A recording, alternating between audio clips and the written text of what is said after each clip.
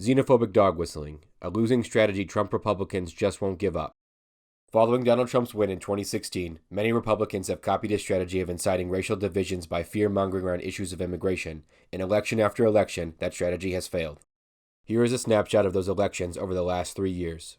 Warning, this video depicts the many real racial dog whistles employed by actual campaigns that have used offensive language and images. From the moment Donald Trump descended the escalator at Trump Tower to announce his presidential campaign, racist anti-immigrant vitriol has been his main message. They're bringing drugs, they're bringing crime, they're rapists, and some, I assume, are good people. Taking the advice of longtime anti-immigrant fearmongers like Steve Bannon, Jeff Sessions, and Stephen Miller, Trump made a useless wall the centerpiece of his campaign. Trump quickly turned the call into a rally chant to stoke racial division. Build that wall! Build that wall! Build that wall! Riding his racially divisive campaign to a surprise victory in November 2016, Trump and many Republicans thought they'd found the secret sauce to win elections without a majority support for their policies. Divide voters along racial lines using anti-immigrant rhetoric, and distract them from the GOP's lack of solutions on healthcare, good jobs, and affordable education. Looking to capitalize on Trump's surprise success, candidates and allied super PACs employed the divide and distract strategy in races in Virginia, New Jersey, and New York. In 2017, the governor's race in Virginia was the initial case of an anti-immigrant strategy backfiring. The GOP nominee, Ed Gillespie, doubled down with anti-immigrant attacks by running ads like these. MS-13's motto is kill, rape, control. This violent gang has been tied to brutal murders across Virginia. Ralph Northam's policy? Northam cast a deciding vote in favor of sanctuary cities that let illegal immigrants who commit crimes back on the street. MS-13 is a menace. Yet Ralph Northam voted in favor of sanctuary cities that let dangerous illegal immigrants back on the street. But Gillespie's Trump-style strategy backfired among voters of nearly every demographic, and Democrat Ralph Northam won by 9 points. Matt Barreto of Latino Decisions wrote that the firm's Election Eve poll found much evidence of the backlash. Among white voters in Virginia, a majority were less enthusiastic about Gillespie because of the ads, and they had an overall net effect of -23 on enthusiasm for Gillespie among whites. Latinos and Asian Americans strongly rejected the MS-13 ads as anti-immigrant, with overwhelming majorities of each group saying that the ads made them less enthusiastic about Gillespie. It wasn't just the governor's race in Virginia where xenophobic fear-mongering was used.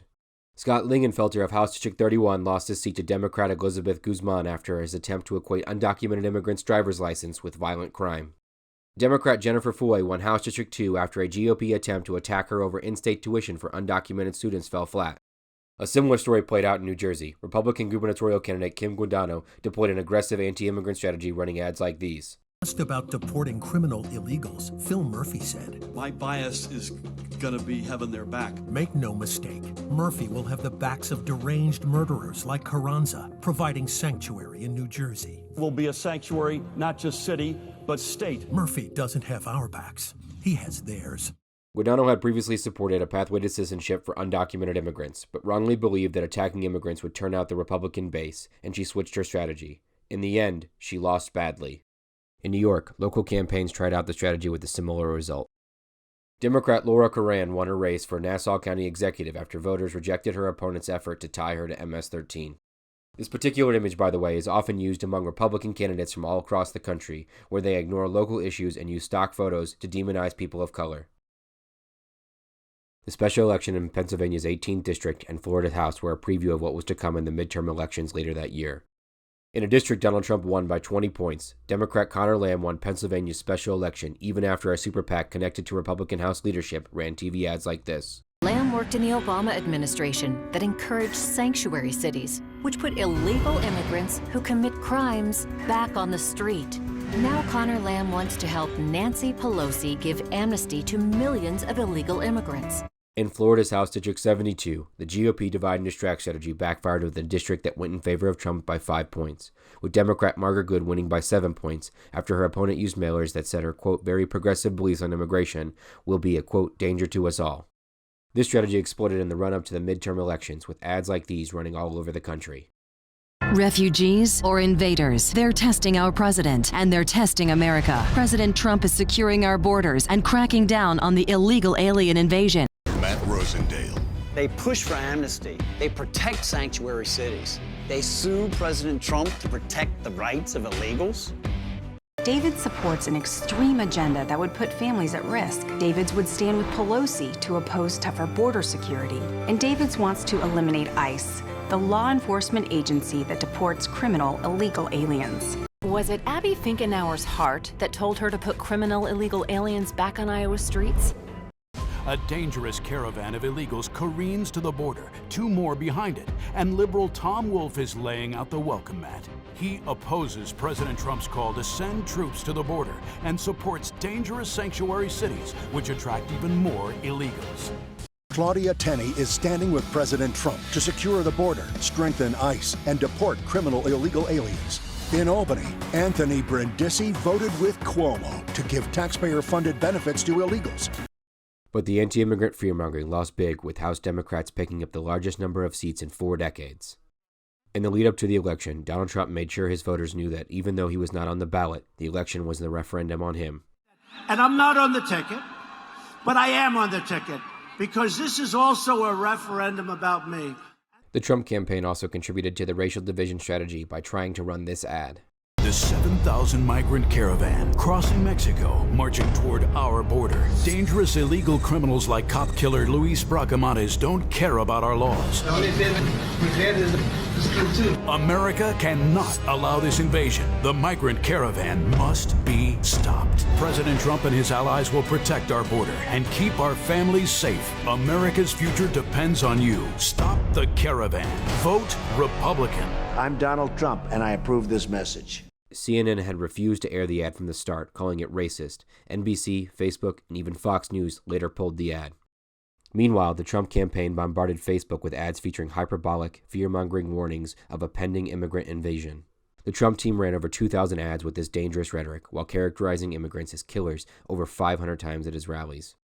After millions of dollars were spent to amplify this dehumanizing rhetoric, multiple horrific acts of violence happened, which echoed similar xenophobic messages. In 2019, voters in Virginia, Kentucky, and Louisiana widely rejected the racial division of the GOP's xenophobic strategy in the state elections. Failing to learn their lesson from 2017, Republican state House candidates again followed the divide and distract strategy straight into defeat. Democrat Kelly Fowler held on to her House District 21 seat despite mailers attacking her in ways reminiscent of the Gillespie campaign. Mailers using xenophobic messaging were also used in House District 28 against Joshua Cole and in House District 85 against Alex Askew.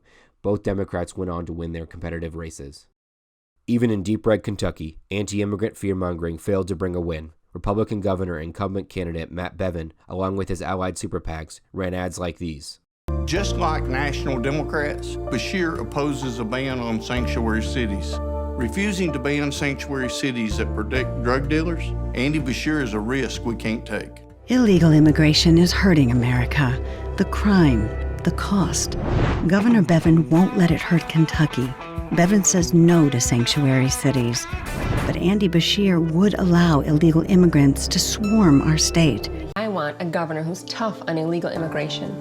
Andy Bashir fails the test. Just like national liberals, Bashir opposes a ban on sanctuary cities, which provide a safe harbor to illegal immigrants who commit crimes and bring drugs into our neighborhoods. But Bevin ended up losing the governor's mansion in a state that Donald Trump carried by 30 points in 2016. Eddie Risponi and Republican allies made racial and immigration fear-mongering the core part of their campaign, running ads like these. It will be a cold day and you know where before I support amnesty or anything like it.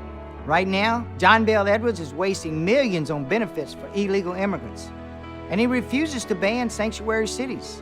Where they robbed, attacked, murdered. Under Edwards, murder is up 20%. Thousands of dangerous criminals released. And New Orleans, a sanctuary city mecca. Taking money from open borders extremists. Free taxpayer-funded benefits to illegal immigrants.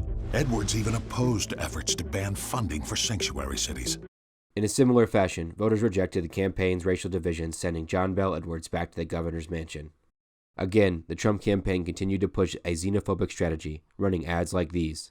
Many miles of wall have already been built or replaced. It's happening right now, and it's happening big. Democrats want open borders and crime, so dangerous for our country. Liberals care more about illegal immigrants than they do about our own citizens. It's time to put America first. Notably, this footage from a previous ad is actually part of a clip featuring women and children fleeing tear gas that had been shot by Border Patrol. You might remember this incident from the harrowing image captured by Reuters.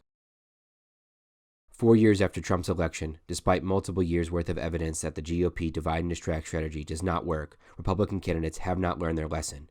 Many campaigns are clearly planning a xenophobic strategy for their 2020 campaigns. And the last few months, you could have flipped on the TV and saw these ads. DeMaio does support citizenship for illegal aliens. Citizenship for them. Funded health care for illegal immigrants. Raise your hand if your government plan would provide coverage for undocumented immigrants.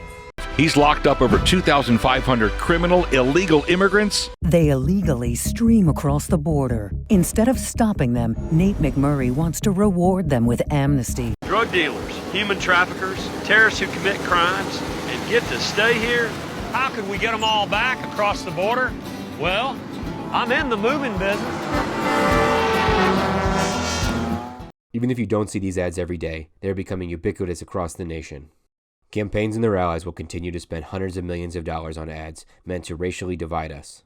But we can and should come together across racial, class, and cultural lines to reject this division and demand real solutions to the problems that we face.